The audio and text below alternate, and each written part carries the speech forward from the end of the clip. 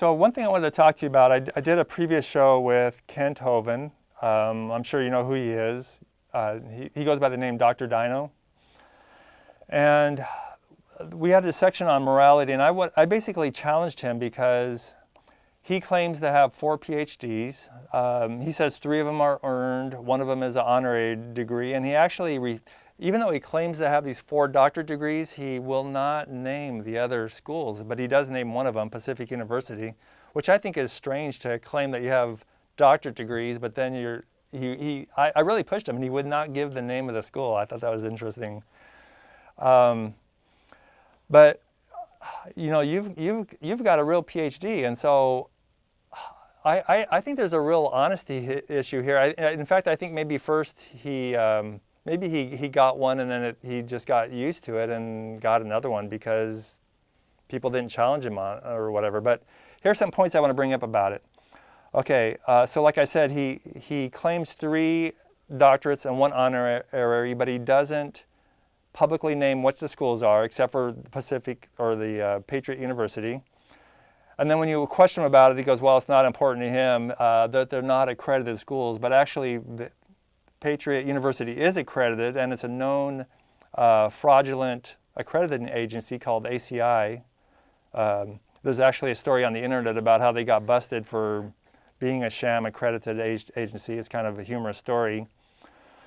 And then he also says that Patriot University is not accredited because, of course, it's not accredited. They don't believe evolution. You know, you got to believe all this stuff in order to be accredited. But you know, I'd point out that Baylor University, for example, is a Christian university. They're accredited. I got a seminary degree from Lutherized Seminary in Georgia. It's a conservative Baptist. They don't believe in evolution, and they have accreditation. It's not first-tier accreditation from my school, but at least it's accredited by a decent accrediting agency. His school also has 0 teaching faculty, 0. And you know, basically it's like just a manufactured home. You could actually look at it on Google Maps. It's just a manufactured home. It's just, that's all it is, and it's a so-called university. To get the Doctor of Ministry on the website there, it says you take 12 courses, which are 36 credits, plus a dissertation, 9 credits. It's 45 credits total. I think I saw somewhere else online, because I was interested in getting a PhD. I looked around, I think it was like 120 credits.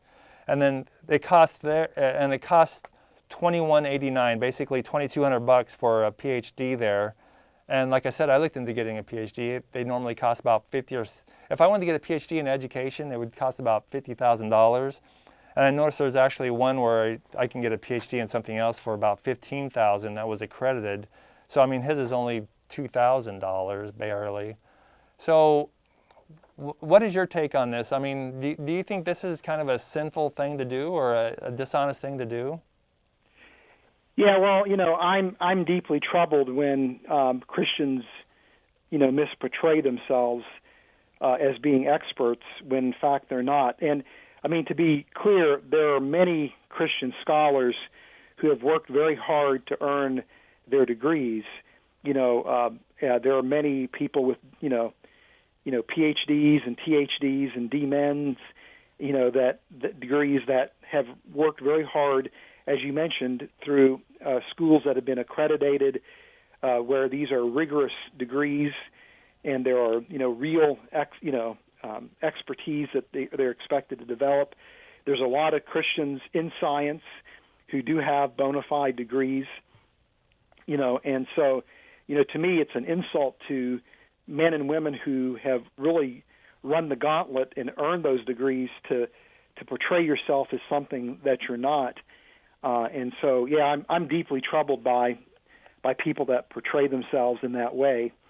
I don't understand, you know, why they would do that, or you know, how they could justify doing something like that. Well, now, but if you're in a debate with him, would you not bring this up, like it's below the belt kind of hitting or something like that? Yeah, that's a good question. If I would bring it up or not. And the reason I would say that is not because, again, I mean, especially if he phrases it like, hey, okay, you know, Fuzz, you got a PhD in microbiology, I got a PhD in Christian education, and let me tell you, blah, blah, blah, you know. I might bring it up at that point. But to me, I think that and this is just my style and my approach, is I would prefer to try to do the best job I could to make a case for my position, where I would bring out evidence, and I would not expect you to accept my position based on just simply the authority that is undergirded by my degree, but rather I would expect you to accept my position because I've presented evidence and have made an argument that hopefully is a sound argument that's compelling. And I'm okay also too with critiquing another person's ideas and argument, and try to point out places where I see problems. But so I don't know that I would go after a person's qualifications, because even though Ken Hovind, I think, has frankly a bogus degree, it doesn't mean that he can't make valid points or present valid arguments, and so that's what I would choose to focus on. What about the appearance of, like, he did a debate with Hugh Ross, and I don't know if he had his Ph.D. back then, but I think it comes up sometimes. I think he might even just like name drop it down, where they'll say like, maybe they'll put on subtitles like, here's Hugh Ross, Ph.D., and then or Dr. Ross, and they might say, and he might say like, well, call me doctor too. I'm a doctor. Yeah. Well, again, I find that to be problematic, and I think it's for somebody who is producing a television program, to not, it's one thing to have Ken Hovind on the program. He's a well-known public figure, in this, in young Earth creationism. So I think it's legitimate to bring him onto a program because of his prominence. But I think it's probably not the most responsible thing to actually communicate that he has a bona fide degree when in fact he doesn't. You said subtitles or what have you. And you said, well, people with real PhDs, they work really hard for those. And he says, hey, I worked hard for mine too. My first book was my dissertation. But it's kind of a joke if you look online about his dissertation. Actually, I don't know. Like, for example, you wrote a dissertation for your PhD, right? I sure did. Now, is that publicly available that anybody can read it, or how does that work? Yeah, I don't know how easy it is to get a copy of somebody's PhD, but I think there's actually a service that archives all PhDs, that if you go through some kind of procedure, you can actually get the copy of the PhD. Have you ever seen Ken Hovind's PhD by any chance? No, his dissertation? I mean, if you ask him about it, he'll say, well, I don't know where it is. It got lost or something. But I think it was actually on WikiLeaks or something. They actually have it in, supposedly, it's incomplete, and they'll say, well, he added to it later. And it's like, that's not, when you write a PhD dissertation, you don't add to it later. I mean, it's got to be complete, and yep. And actually, when you read it, it's it's obviously not PhD level. It's like high school level, the way it's kind of written.